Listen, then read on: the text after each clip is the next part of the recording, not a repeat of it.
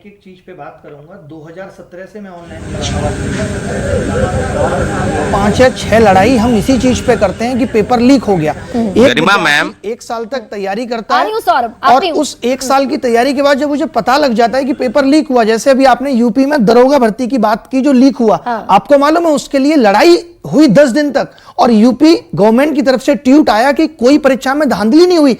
सरकार का काम प्रजा को प्रोटेक्ट करना है या उन एजेंसियों को प्रोटेक्ट करना है कि लीक नहीं हुआ। जैसे अभी आपने बताया, शिक्षा मंत्री ने आके कह दिया नहीं, एनटीए की कोई गलती नहीं है। उनको कहना चाहिए था कि अगर प्रजा लोग इतना सवाल उठा रहे हैं तो हम एनटीए पे कमेटी कोई और बना के इसकी जांच करवाएंगे। दिक्कत कहां है अभिनय? दिक्कत सरकार की मंशा में है। जैसे आप अगर सरकारी नौकरी की बात करें तो सरकार को पता है कि चुनाव आ रहा है। अभी आपके चैनल पे ही चल रहा है कि 2027 की तैयारी पे बीजेपी में मंथन शुरू। 27 के चुनाव की तैयारी का मंथन आज से शुरू हो गया और जहां नीट में 24 लाख बच्चे बैठे थे जिनके भविष्य की चिंता थी, कभी हम नहीं सुनते कि सरकार ने ऐसा आदेश दिया है कि इस बार अगर पेपर लीक हुआ तो कोई खैर नहीं, इस पे कोई मंथन नहीं होता। आप बताइए कि कभी आपने सुना हो कि चुनाव से पहले हमारे प्रधानमंत्री मन की बात करते हैं, बेरोजगारी पे चर्चा की हो या एग्जाम लीक पे उन्होंने कहा हो कि अब ऐसा नहीं होगा। तो सरकार की मंशा और नियत नहीं, लेकिन महेश जी कह रहे हैं कि चीजें बहुत बदल गई है। आपका अनुभव क्या कहता है? 12 एग्जाम लीक हुए 17 से 2021 में यूपी में, कहां बदली चीजें? बिल्कुल भी नहीं बदली। लेकिन महेश जी का कहना यह है भाई 1992 में ऐसा होता था, 1998 में ऐसा होता था। जमीन पर देखिए 1947 से पहले और भी बहुत कुछ होता था, उसकी हम बात नहीं करेंगे कि क्या होता था। लेकिन जब हम कहते हैं कि डिजिटल इंडिया लाया, हम ये गिनाते हैं ना, हम मोदी जी की ये चीज गिनाते हैं कि उन्होंने 10 साल में ये किया वो किया, तो जो कमियां हैं अगर हम उसकी बात करते हैं तो आप कहते हैं 98 में भी ऐसा होता था। तो ये आपकी जानकारी में अभिनय, ये जितने पेपर लीक होते हैं इनमें जो गिरफ्तारियां होती हैं, क्या इसमें फर्दर आगे प्रोसीडिंग्स होती? मैं एक चीज बस यहाँ पे ये ऐड करूंगा, जब इलेक्शन होता है 2019 में हुआ, सरकार ने कहा हम रेलवे का एग्जाम कराएंगे। 4 साल में वो एग्जाम हुआ जब हमने बहुत लड़ाइयां लड़ी। आपने सुना होगा यूट्यूब पे आके टीचर्स वीडियो बना रहे थे। आज मीडिया भी शायद इस चीज पे इसलिए बात कर पा रही है कि सीटें या सरकार बहुमत की नहीं है, वरना पिछले 4-5 साल में मीडिया ने भी बेरोजगारी और पेपर लीक पे बात की नहीं है। नहीं खैर, मैं तो बेरोजगारी और पेपर लीक पर हमेशा बात करती रही। सौरभ, कुछ कहना चाह रहे थे आप? मैम हम ये कहना चाहते हैं कि अभी 2 आईपीएस अफसर बैठे हुए हैं, वो कह रहे थे कि किस पर होना कार्रवाई, किस पर। अभी हम 2 उदाहरण देंगे, छोटा छोटा उदाहरण। इसके पहले बिहार में 23,500 पोस्ट की वैकेंसी आई थी सिपाही भर्ती, और उसके जो चेयरमैन थे एसके सिंघल, राज्य के पूर्व डीजी, पूरा आरोप पत्र सिद्ध हुआ। आर्थिक अपराध इकाई ने रिपोर्ट सौंपा कि पूरी भूमिका उनमें है पेपर लीक कराने में, और उन पर कुछ नहीं। ऊर्जा विभाग का एडवाइजरी कमेटी का उनको सदस्य बनाया गया। कैसे पेपर लीक हटेगा? इसके पहले 67वीं पेपर लीक कांड, एक आईएएस अफसर हैं जो शिक्षक भी हैं, सेटर भी हैं, और दूसरे राज्य, जब हम लोग आरोप लगाए उन पर, जब हम लोगों ने प्रोटेस्ट को बढ़ाया तो उनका तबादला करके गुजरात भेज दिया गया। तो हम लोग कहां जाए अब, किसके पास जाए? सरकार जो है ऐसे ऐसे लोगों को बैठाएगी जो दूध की रखवाली बिल्ली को देकर रखी है। कभी न पेपर लीक रुका है और न कभी पेपर लीक रुकेगा। निश्चित रूप से तय करना होगा सरकार को, केंद्र सरकार हो या राज्य सरकार हो, सर उसको तय करना होगा कि परीक्षा देने के पहले छात्र ये समझ के जाएं कि पेपर लीक होना है, क्योंकि सारा परीक्षा सेटरों के हाथ में चला गया है। एजेंसी हाथ खड़ी कर चुकी है और ठेके पर बहाली चल रही है। पैसा दीजिएगा तो नौकरी होगा, नहीं दीजिएगा तो नहीं होगा। कितना भी आप पढ़ लिख लीजिए, उम्र जो है बढ़ता चला जा रहा है। गार्जियन का प्रेशर एक अलग है, निश्चित रूप से क्या?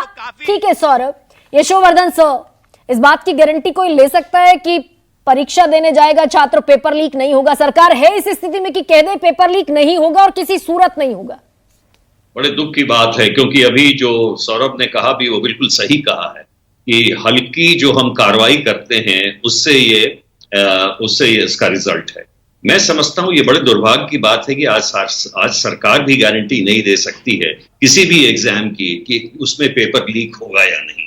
ये बड़े ही दुख की बात है। और मैं समझता हूं सरकार क्या, किसी भी जो भी एजेंसी के डायरेक्टर हैं उनमें कहने की ये क्षमता होनी चाहिए कि इसमें पेपर लीक कभी नहीं हो।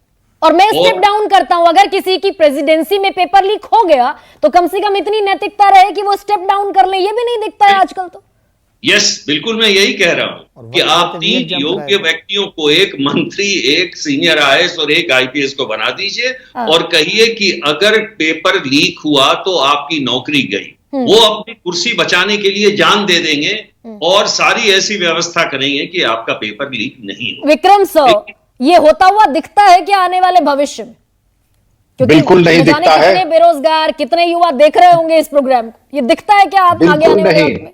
बिल्कुल। मैं चाहता हूं कि मैं कॉन्ट्रडिक्ट हो जाऊं, लेकिन फेल प्रूफ और फूल प्रूफ एग्जामिनेशन सिस्टम जिसकी पवित्रता और इंटीग्रिटी बरकरार रहे, आप ये कह दीजिए ठीक है बर्खास्त तो हम होने को तैयार हैं, लेकिन मत चूको चौहान, एक बार के इम्तिहान में अगर हम 200 करोड़ कमा लेते हैं तो क्या गलती है इसमें हो जाएंगे बर्खास्त? 200 करोड़ तो हमने जेब में रख ही लिए, उसके देयर शुड बी कॉन्सिक्वेंसेस। उसके साथ आप जेल में जाएंगे और तब ता जिंदगी आपका अंतिम संस्कार जेल की सलाख के पीछे होगा, ये और जरूर हो जाए। आप बाहर नहीं आएंगे ता जिंदगी। लेकिन सर एक और बात मैं कह दूं फिर कि सब कुछ पैसा है या फिर साख नाम की भी कोई चीज है देश के एजुकेशन सिस्टम की जो दांव पर लगी है?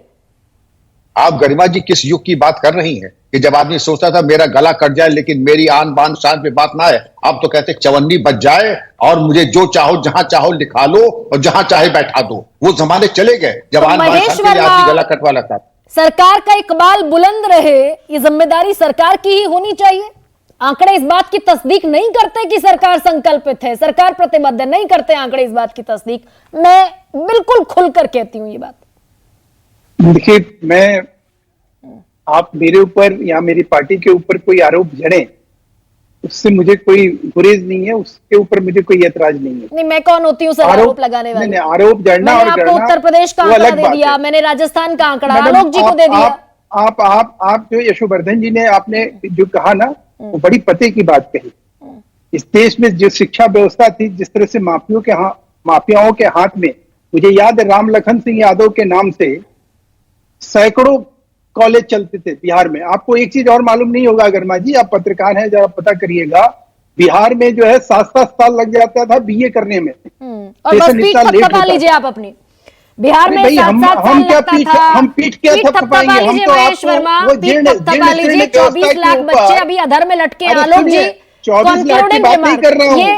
क्या मतलब बनता है इस तरह से एक तरफा, इस तरह के किसी भी चीज को सोचना, करना, गढ़ना और आरोप करके निकल जाना? आलोक जी पीठ थपथपाने के क्या मतलब है? रिमार्क आपका इस पर किसी आदमी को अनाप शनाप बोल के, क्योंकि हम सबसे युवा आबादी वाले देश हैं और ये हमारे लिए डिविडेंड है, जो हमारे लिए लायबिलिटी न बने इसकी जिम्मेदारी हम पर। अनम्यूट करना पड़ेगा आलोक जी। से कि हम इतिहास में ही जीते रहे, हम लोग इतिहास में ही हम जीते रहे, ये बड़ा दुर्भाग्य है। 1980 में ऐसा होता था, 75 में ऐसा होता था। हमें बात करनी है कि ओएमआर शीट में अगर गड़बड़ हुई है, 6 मई को अगर पोर्टल खुला है एनटीए का, तो उसके लिए कौन जिम्मेदार है? आज एनएसयूआई के छात्र अगर प्रदर्शन कर रहे हैं, उनके ऊपर तो पुलिस एफआईआर कर रही है, लेकिन झज्जर में अभी तक उस स्कूल वाले लोगों के ऊपर और जो लोग इन्वॉल्व थे उनके ऊपर मुझे नहीं पता अभी तक एफआईआर हुई है।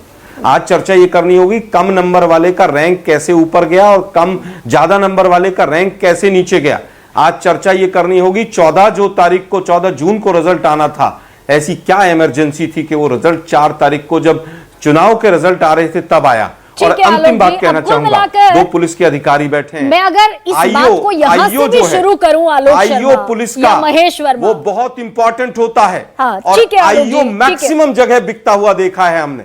मैं इस बात को यहां से भी शुरू करूं कि अब तक उत्तर प्रदेश में अगर 14 लीक हुए, राजस्थान में अगर धड़ाधड़ लीक हुए, गुजरात में हुए, मध्य प्रदेश में हुए, और उसको मैं अतीत भी मान लूं, तो कम से कम वर्तमान ये तो मुझे बता रहा है और मेरे सारे दर्शकों को बता रहा है कि नीट की परीक्षा जो हुई, जिसमें पेपर लीक के पुख्ता सबूत हैं और 24 लाख छात्रों का भविष्य अधर में है, अगर यहां से भी हम कोई नजीर रख पाए, अगर यहां से भी हमारा पॉलिटिकल विंग जो है देश का एस्टैब्लिशमेंट एक नजीर रख पाए, बाकायदा इस मामले में कार्रवाई हो, दोषी जेल की सलाखों के पीछे जाएं और इस देश के जो नाउम्मीद युवा हैं, जो बेरोजगार हैं, उनके दिमाग में उम्मीद की रोशनी फिर से पैदा हो, अगर हम ये भी कर पाएं तो ये भी हमारी मुकम्मल जीत होगी। लेकिन अभी वो होता हुआ दिख नहीं रहा है। जैसे विक्रम सर कह रहे हैं कि हम कौन से जमाने में जी रहे हैं। खैर, उम्मीद की जा सकती है। सबसे बड़ा सवाल में फिलहाल इतना ही। इजाजत दीजिए।